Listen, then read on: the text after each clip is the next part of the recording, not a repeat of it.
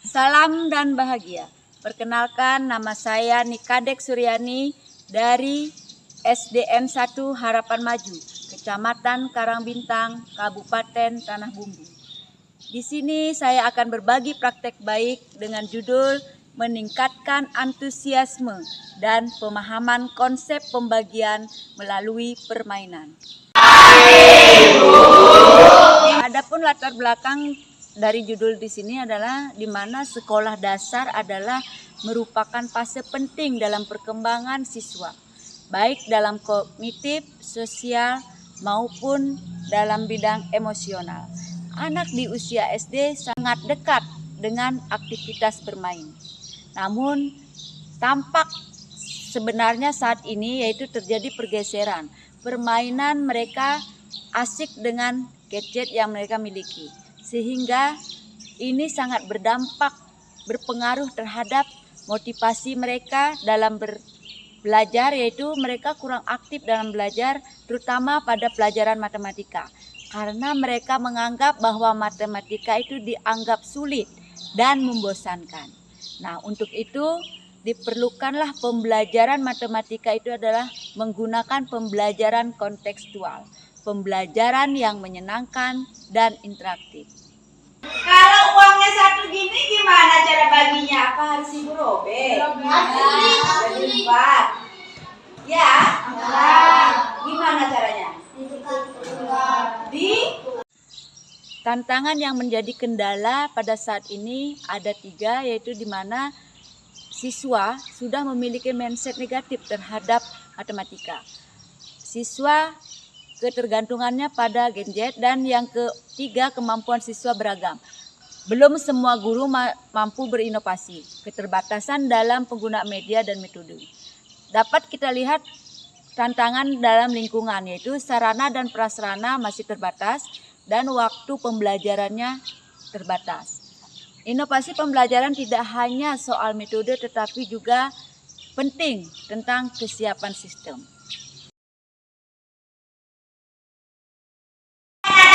Ada berapa jumlahnya? 12. Ada? Ada berapa ya? Jumlahnya berapa? Ini? Berartinya? 16. Kalau misalnya 16 ini ibu bagikan ke kalian semua, kira-kira dapatnya berapa, sisanya berapa?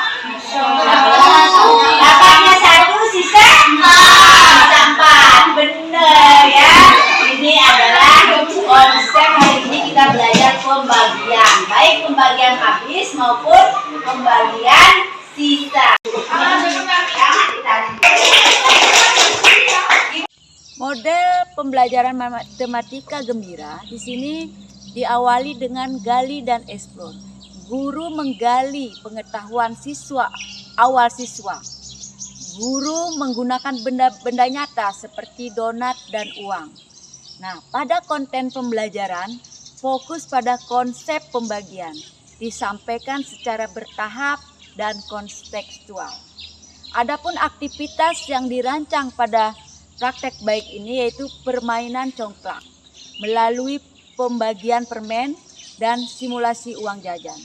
Nah, dalam mengikuti pemikiran murid, siswa mengeksplorasi berbagai kemungkinan jawaban, melatih berpikir logis dan fleksibel. 50 bagi 2, ayo silakan.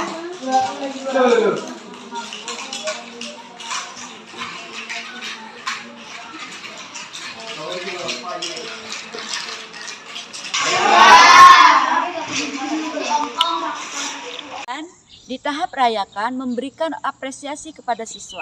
Setiap siswa mampu menjawab, mampu memberikan ide baru, kita rayakan dengan memberikan apresiasi berupa tepuk tangan. Dan meningkatkan motivasi dan kepercayaan diri, memberikan kesempatan siswa untuk menyampaikan ide-ide mereka.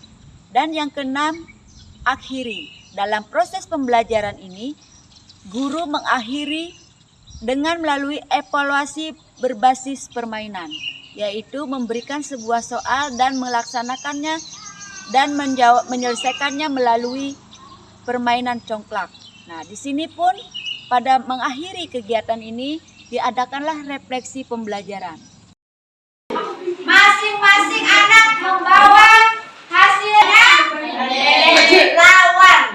lawannya ya. Coba 1, 2, 3. Panjang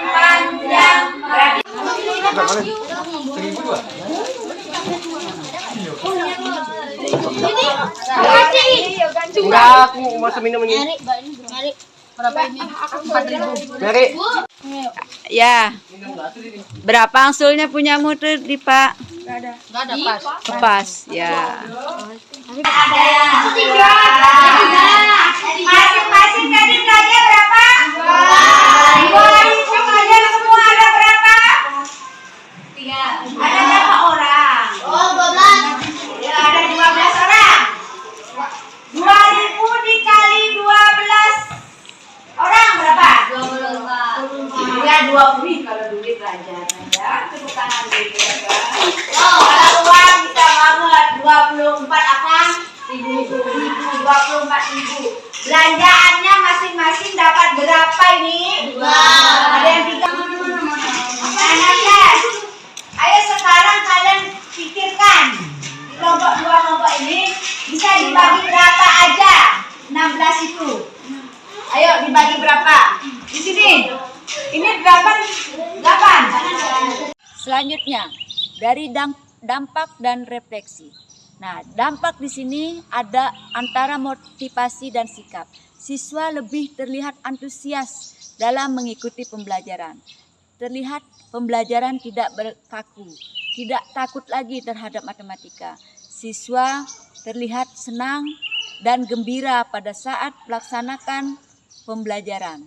Itu terlihat pada saat mereka melakukan praktek pembelajaran. Dan yang kedua, pemahaman. Mereka tidak hanya hafal rumus, tapi bagaimana mereka memahami konsep pembagian secara nyata.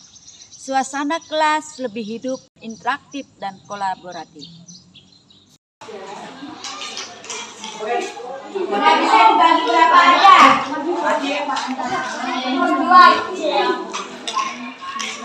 Ayo.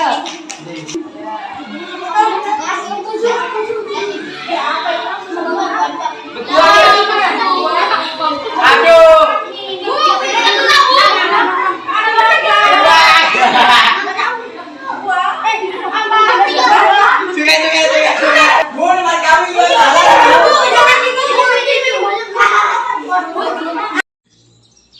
Melihat dari faktor keberhasilan, pendekatan kontekstual ini yaitu mengaitkan materi dengan kehidupan secara sehari-hari. Integrasi permainan meningkatkan keterlibatan emosional siswa. Peran guru aktif sebagai fasilitator bukan hanya sebagai penyampai materi. Media variatif seperti ada congklak, ada permen, ada uang, membuat pembelajaran konkret. Selain dari dampak, ada juga refleksi. Refleksi di sini guru harus lebih kreatif dan inovatif, adaptif dan hadap karakter peserta didik. Pembelajaran efektif adalah berpusat pada siswa. Jadi guru hanya sebagai fasilitator. Siswalah yang aktif dalam pembelajaran. Hal yang penting yang perlu diperbaiki yaitu bagaimana kita mampu memanajemen waktu, mampu bagaimana mengelola kelas agar kelas lebih hidup dan hangat. Kesimpulan praktek baik ini yaitu pembelajaran berbasis permainan membuktikan mampu meningkatkan motivasi belajar, meningkatkan pemahaman konsep, mengubah persepsi dari negatif terhadap matematika. Model ini relevan dengan kebutuhan siswa saat ini. Itu perlu dan layak diterapkan secara berkelanjutan. Pada praktek baik ini menekankan bahwa siswalah yang aktif membangun pengetahuan, bukan hanya menerima informasi. Mudah-mudahan praktek baik ini dapat bermanfaat bagi kita semua. Dan saya akhiri, selamat, salam, dan bahagia.